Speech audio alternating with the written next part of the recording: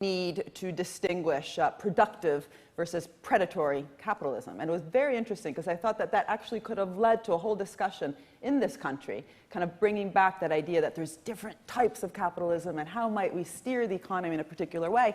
And that really went to the heart, actually, of what I'll be talking about. And I do want to say that it's a big pity that somehow that conversation ended, but it's also a conversation that actually began a long time ago, even before this great quote here by one of the big US trade unionists.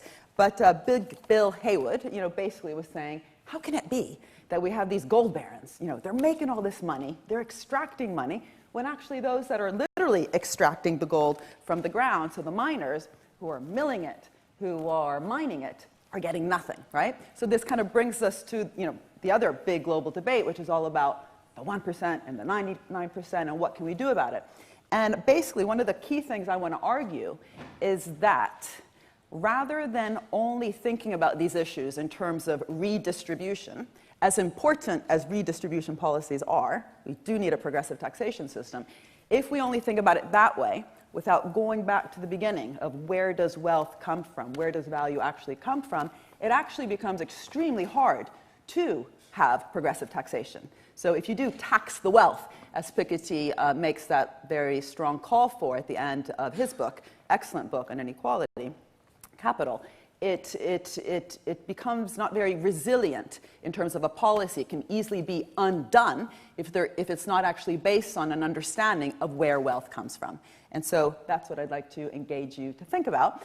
And I have this sort of cartoon image here, which perhaps I can convince the RSA to do an animation around, because I'm going to try to animate it for you, jumping in and outside the fence.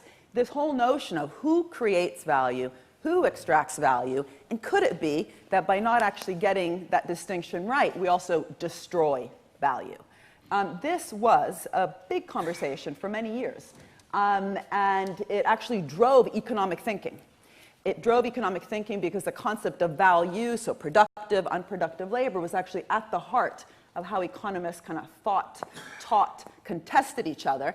And you shouldn't forget John Maynard Keynes' great quote, which was that practitioners on the ground who think they're just kind of doing good or bad stuff and think they don't need to worry about economic theory are actually slaves of defunct economic theory. So the degree to which and how we engage with this debate about productive, unproductive, value creation, value extractive, does actually guide policymakers. But when that becomes invisible, when we stop debating that, policymakers can also get extremely confused and more susceptible, more captured, more corrupted by particular ideas about who the value creators are. So I have on this slide some proclamations that hopefully you've heard. So Lloyd Blankfein, unashamedly, after the crisis, Goldman Sachs CEO said, Goldman Sachs workers are the most productive in the world. So what do we mean by that? What do we mean by the value that's actually produced by Goldman Sachs workers? What is the measure of productivity and of value underlying that?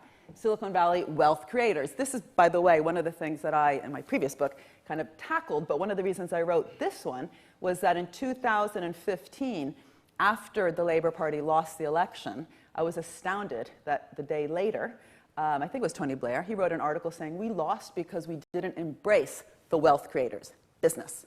And I thought, how can you call yourself a Labour Party member and actually completely dismiss all the other actors in the economy who are co-creating, alongside business, alongside the tech companies or the pharmaceutical companies, wealth, right? So wealth creators to mean just business, and in particular, nowadays we use it to talk about the innovative kind of high-tech businesses. That's a problem.